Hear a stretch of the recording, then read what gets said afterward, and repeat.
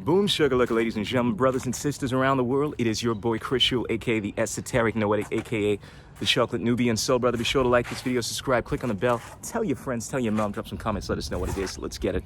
Ladies and gentlemen, I want to talk about a very important bill that has been put forward. It is called IP13. It's a bill that is supposed to hopefully come into effect in 2022 in Oregon to end animal abuse, to end animal husbandry practices, artificial insemination, essentially prevent people from raising animals to slaughter them, prevent people from killing animals. And whereas to a lot of people, that might sound very concerning. They might be thinking, oh, look, mate, I think I deserve the right to be able to raise the animal. I have to feed my children. Obviously, it's been going on for a long time, and there's nothing wrong with it. And then a lot of us within the animal rights community are, yay! We're obviously very happy at the idea that these animals that we love dearly will no longer have to be abused, slaughtered. And I've been watching a lot of videos, reading posts from people commenting on this issue that proclaim to be all about freedom. They're part of the freedom movement, a lot of the woke community. And it's very fascinating because on one side, amidst everything that is going on right now, we have a group of people that are advocating for freedom feel as if their rights are being infringed upon because of the current restrictions that have been implemented, requiring people to stay at home. And understandably, they proclaim that the government does not have a right to sacrifice our individual rights, our freedoms, because it's trying to keep us safe, right? And what's interesting is it's these same people that believe that they have a right to enslave animals. They make arguments like they need to be able to feed their family. These are exactly the same kind of arguments that were made not that long ago by the Southern abolitionists, or the Southern plantation owners, actually. The Southern plantation owners would make arguments that we needed to ensure this slave trade, otherwise we wouldn't be able to sustain ourselves. The economy would not be maintained. They would make arguments that they'd been doing this for such a long time. My mama was a slave trader, my daddy was a slave trader. Slave trading is what we do. Nobody has a right to tell me that I cannot trade slaves.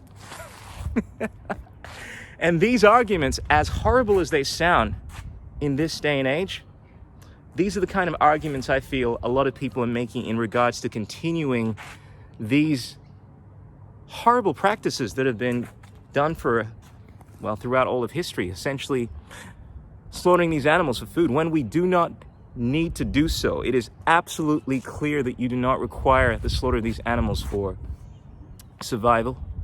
And even if that was the case, it doesn't make it right. And this issue is something that I know is going to offend a lot of people. A lot of people get frustrated anytime you talk about their food. But this fundamentally comes down to freedom, rights.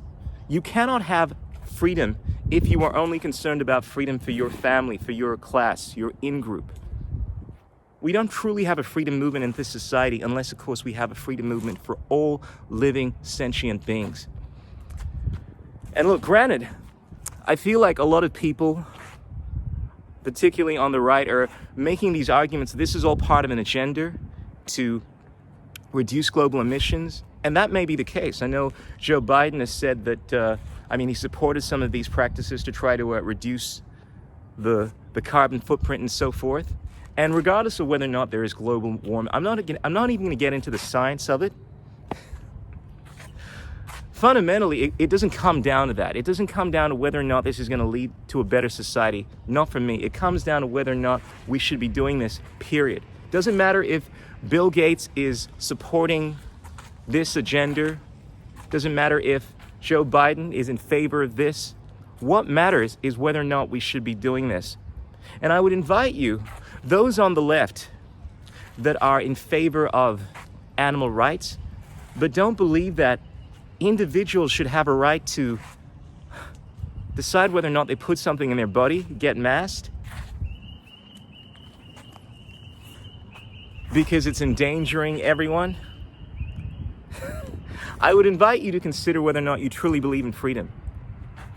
Do you really think it's fair that you get to force people to comply with the government's dictates when they're not doing anything that's wrong, they're not harming anyone?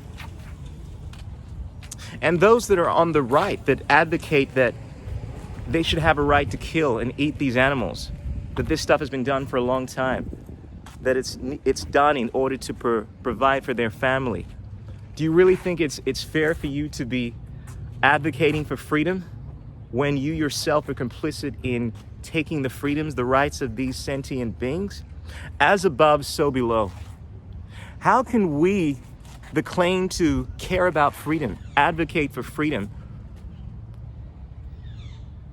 when we are complicit in taking away the freedoms of other beings below us? How can we claim that we are entitled to freedom when our enslavers are essentially, people that look at the 1% taking away our freedoms, involved in some kind of conspiracy to restrict our sovereignty? How can you claim that you are entitled to freedom when you yourself are complicit in taking away the freedoms of those below you?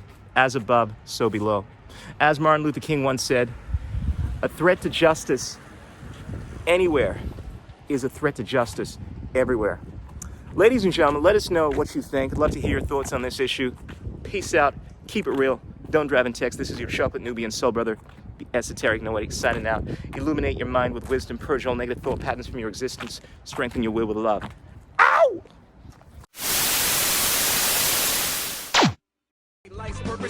What is liberty? What the?